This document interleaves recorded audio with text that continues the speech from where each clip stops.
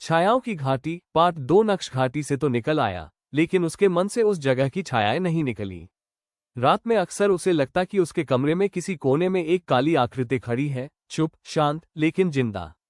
एक दिन नक्श को एक अनजान नंबर से संदेश मिला, घाटी ने तुम्हें चुना है, वापस आओ। वो चौंक गया। किसी को उसके वहां जाने के बारे में पता कैसे चला?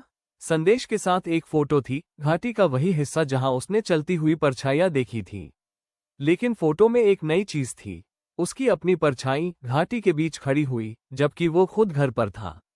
नक्श डर गया, पर सच जानने की जिद फिर जाग उठी। वह दोबारा घाटी पहुंचा। इस बार हवा और भी ठंडी थी और अंधेरा पहले से गहरा। जैसे ही उसने कदम अंदर रखा, उसके पीछे का रास्ता खुद ब खुद धुंध से भर गया। वो अब अंदर फंस चुका था। घाटी के भीतर अचानक एक गहरी आवाज गूंजी, तुमने हमारी तस्वीर ली थी, अब तुम भी छाया बनोगे। इसके साथ हर दिशा से परछाइयां उठने लगी। वे इंसानों जैसी चल रही थी, लेकिन उनके कोई चेहरे नहीं थे। नक्श के आसपास काला घेरा बन गया। उसकी सांस तेज होने लगी। तभी उसे याद आया, घाटी से बाहर निकलने का नियम, रोशनी ही रास्ता दिखाती है। लेकिन इस बार उसके पास मोबाइल नहीं था, बैटरी खत्म। तभी उसके बैग में से एक पुरानी चमकती चीज मिली। वह वही लकड़ी की पट्टी थी जिसे उसने पहले दिन देखा था। पट्टी पर उभरे अक्षर खुद ब खुद चमकने लगे।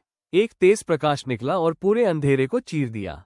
परछाइयां पीछे हट गईं, लेकिन इस बार उन्होंने भागकर अंधेरे में गायब नहीं किया। वे घुलने लगी, जैसे प्रकाश की ताकत से मिट रही हो।